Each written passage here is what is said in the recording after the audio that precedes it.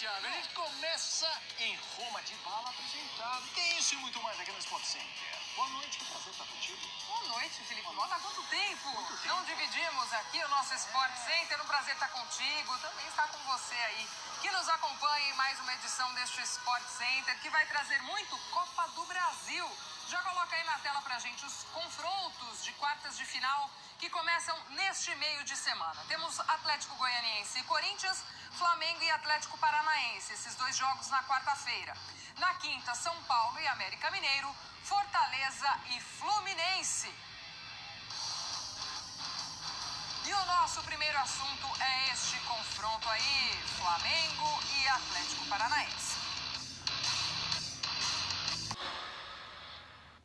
Duelos que prometem. Flamengo e Atlético Paranaense, como chegam os últimos 5 jogos dos times. 4 vitórias do Flamengo, isso na temporada, né? Não são os últimos jogos entre eles. Então vamos lá, 4 vitórias, nenhum empate, uma derrota, aproveitamento de 80%, 10 gols marcados, 2 sofridos do Flamengo. O Furacão, 2-1-2, 46% de aproveitamento, 6 gols marcados, 6 gols. 6 gols? Aí não, 6 gols sofridos. Nossa, eu falei que a gente tava chique na Roma, eu falei, nós é chique. Olha só, agora aqui nesse ambiente com o André Kifuri e com o Zupac. Tudo bem, Zupac? Tudo bem, Felipe? Boa noite, Glaucio, André. Boa noite, fã de esportes. Vai ser um jogo muito interessante esse Flamengo Atlético Paranaense, porque é um duelo de duas das boas equipes do futebol brasileiro, mas duas equipes de tetos diferentes e de momentos diferentes, né? A gente viu aí o aproveitamento. Flamengo no momento avassalador e o Furacão no momento equilibrado. Já esteve melhor com o Filipão, já esteve pior antes do Felipe chegar. Agora vive um momento mais de equilíbrio, mas é um time que é muito esperto e ele é pronto para castigar aqueles melhores que vacilam, como o Palmeiras foi castigado aqui em São Paulo pelo Atlético Paranaense. Então, o Flamengo é favorito pro duelo, pro jogo, mas é um duelo interessantíssimo também pelos treinadores e por tudo que envolve. Chega no melhor momento o Flamengo, André? Boa noite, Glaucio, Felipe, Gustavo, uma ótima noite a todos. O Flamengo chega como favorito, na minha opinião, pelo máximo que pode apresentar em comparação com o máximo que o Atlético pode apresentar. Mas como disse o Gustavo, a gente vem conversando sobre esse assunto já há alguns dias aqui, duelo de mata-mata, duelos em mata-mata, eles costumam desdizer algumas coisas quando a gente faz uma comparação direta entre duas equipes, né? Eu acho que se o Flamengo continuar jogando o que vem apresentando, a tendência é a classificação do melhor time do ponto de vista técnico. Mas do ponto de vista da confiança do Atlético, e esse é um assunto que merece ser debatido por muito tempo, ontem a gente disse, é um clube, um ambiente de futebol, uma estrutura, uma torcida, e agora com uma comissão técnica, todo mundo muito habituado a ganhar, a sair vencedor, exatamente nesse tipo de competição. Então são as Copas, são os confrontos que são previamente planejados, em que a estratégia entra em campo, e o Atlético não tem a menor dúvida de que pode se classificar, mesmo sendo o time tecnicamente menos talentoso, que pode oferecer menos. Mas eu gosto muito da ideia de cada um e do confronto entre elas. É óbvio que o torcedor do Atlético vai sofrer, o do Flamengo também. Para nós, na nossa neutralidade, vai ser de todos esses encontros da atual fase da Copa do Brasil, um dos que mais prometem em termos de confronto de ideias. O Flamengo vai tentar continuar dominando partidas do ponto de vista técnico, como tem feito, e o Atlético vai tentar pegar alguma coisa que todo time tem e que todo time acaba mostrando, que são os defeitos, os espaços, os problemas. Vai ser muito interessante. E Zupac, eu acho que, especialmente nos últimos anos, é muito difícil quando tem um confronto que envolva ou um Palmeiras, ou um Atlético, ou o Flamengo, a gente falar que o favorito está do outro lado. Talvez há um mês a gente dissesse isso antes da mudança para o Dorival do olha, o Atlético.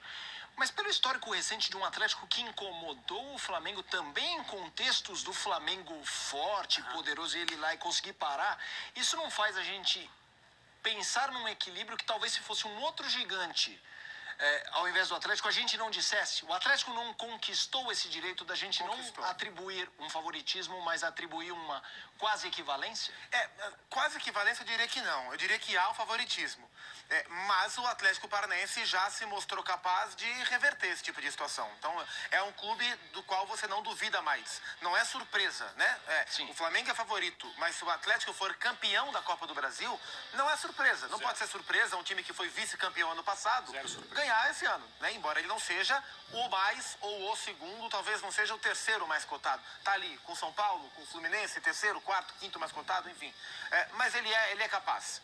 Agora, é uma péssima notícia para o time do Filipão enfrentar o Flamengo agora. Porque o Flamengo vem num crescimento absurdo, né? O Flamengo ele tem conseguido amassar times pequenos, times menores, mais frágeis, e times grandes, times do mesmo patamar, como fez contra o Atlético Mineiro no jogo da volta, no mesmo Maracanã. E acho que até por isso, o Luiz Felipe Scolari vem pensando em alternativas para, como disse o André, minar um pouco o jogo do Flamengo e tentar encontrar fragilidade. Por exemplo, o Pablo está machucado, o centroavante dele está machucado, está fora.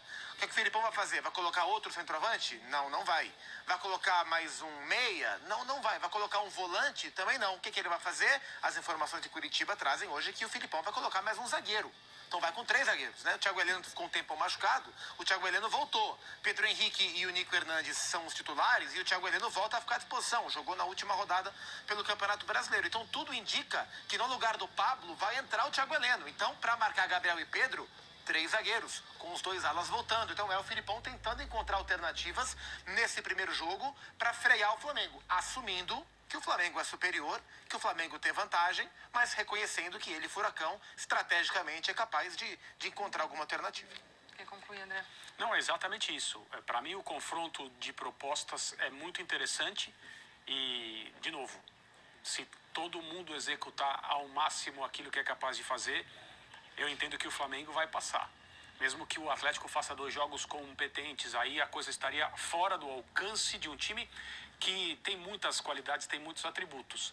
Mas não dá para você afirmar, é evidente que não, é futebol. No ano passado, o Atlético também era inferior tecnicamente ao Flamengo do Renato. Diferentemente do Flamengo de agora, o momento do time que o Renato dirigia no final da temporada, né, quase no final, era um momento que não inspirava muita coisa. Então a classificação do Atlético não foi uma grande surpresa. Mas do ponto de vista técnico era uma situação parecida à que nós temos hoje. Então eu estou bastante curioso em relação ao que o Filipão vai fazer. Estou bastante curioso em relação ao que vai acontecer com o sistema que o Flamengo tem usado e decolado, testado por um treinador que se debruçou sobre ele para em 2 partidas conseguir prevalecer. Eu tenho bastante curiosidade a respeito desse enfrentamento. A gente segue falando agora do ponto de vista de noticiário, novidade na vida do Flamengo, reforço, o Guilhermo Varela chegando para o Flamengo, né, o lateral uruguaio, aciona a cláusula de liberação, ele tem contrato com o Dinamo Moscou. Era o mesmo time do Balbuena. Exatamente. Né? E é uma posição que o Flamengo, não dá para dizer que assim, ficou... Carente é uma palavra forte, nossa, que drama. Mas depois do Rafinha, não houve unanimidade. Assim. Correto. Isla não assumiu, o Mateuzinho apareceu bem, é um cara legal, jovem, mas também não era aquele, esse cara é titular incontestável. Aí a gente tem os números, né, do Varela na temporada, 29 jogos, títulos da carreira, Copa da Inglaterra, 2015-16 pelo United, campeão uruguai 17-18 pelo Peñarol, Supercopa Uruguaia, Peñarol 18-19, dinamarquês Copenhague, um cara que rodou, tem 29 anos. É isso, a lateral direita ficou ali uma lacuna que não dá pra dizer que ficou um buraco, mas ninguém sentou na vaga e falou, é minha. A reposição ao Rafinha, o Rafinha do Flamengo, né, o nível que o Rafinha jogou no Flamengo, ela nunca foi preenchida à altura. O Isla foi a maior tentativa, um lateral de Copa do Mundo, mas o Isla também nunca entregou nesse mesmo nível por tanto tempo. E hoje o titular é o Rodinei. Hoje é o Rodinei, mesmo na rotação do Dorival, um jogador que não terá o contrato renovado. O Varela é um jogador, como você disse, de 29 anos. Me chamou muito a atenção, e eu olhei muita coisa dele nesses últimos dias, a qualidade do cruzamento é o que mais me chamou a atenção. Ele bate muito bem na bola. A capacidade de cruzar da direita, de fazer essa bola pegar a curva e chegar na área e encontrar o cabeceador ou o finalizador é muito grande. Então, essa é a principal característica. É um jogador que gosta de ultrapassagem, mas não é... E a gente está acostumado com o modelo de lateral brasileiro, especialmente Jorginho e Cafu para frente, que é aquele da ultrapassagem até a linha de fundo.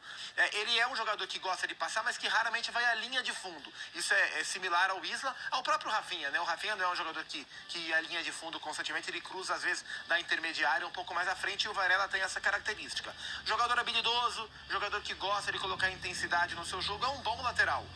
Eu não consigo olhar para o Varela que a gente está vendo aí nos seus treinos no Dinamo de Moscou e cravar que ele vai ocupar essa lacuna e vai resolver de maneira definitiva os problemas do Flamengo. Mas, tecnicamente, se mostra um bom reforço, uma boa alternativa para tentar elevar um pouco o nível, porque está muito claro, né? Quando o Flamengo dá um sinal que não vai renovar com o jogador que é o titular do atual técnico, está muito claro que essa é uma preocupação da diretoria. E o Varela chega para tentar tapar esse buraco. Se ele entregar tudo o que ele pode na máxima potência, aí ele não vai deixar nenhum tipo de brecha para ninguém. Mas é uma questão de chegar e adaptar, né? Uma contratação, um novo reforço, André, no nível do que o momento do Flamengo tem acontecido, porque vem Vidal, vem também o Cebolinha, essa turma vindo de futebol europeu, de experiência de futebol europeu, o Varela, experiência de seleção uruguaia, enfim, 29 anos, né? Não é um garoto, mas está numa boa idade. Né? São perfis diferentes, né? Mas é o Flamengo atento aos seus problemas. E isso parece uma coisa lógica, mas nem sempre acontece na montagem dos elencos. No caso do Flamengo, é um problema antigo, né? 2019, o ano do encanto e dos 2 títulos, quando os laterais titulares do Flamengo não estavam disponíveis, havia uma diferença bem clara técnica em relação até à atuação. Então, o Rafinha, quando não podia jogar, ele não tinha uma substituição à altura, e nem o Felipe Luiz do outro lado. O Rafinha já não está mais, a situação continuou de certa maneira remediada em muitos trechos das temporadas recentes, mas o Flamengo agora atua para tentar resolver o problema.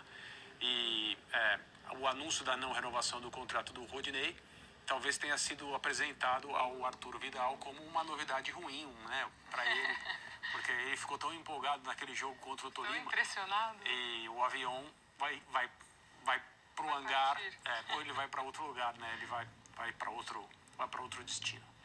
A gente segue aqui no Sport Center com o assunto Flamengo. Aliás, a gente vai apresentar o que disse o presidente do Flamengo, Rodolfo Landim, quando ele visitou a sede da CBF. Hoje houve uma reunião importantíssima sobre, como tema principal, arbitragem. Já no Sport Center, o Leonardo Gaciba vai participar do programa, trazendo informações e analisando tudo que foi discutido na CBF. Esse é um assunto que nós teremos na sequência aqui no Sport Center. Mas o Landim, figura importante no futebol brasileiro, presidente do Flamengo, esteve por lá, falou sobre alguns temas envolvendo o clube que ele preside. Temas principais que nós apresentamos aqui: mercado do Flamengo, futuro estádio, Vasco da Gama e Maracanã. Fala, Landim.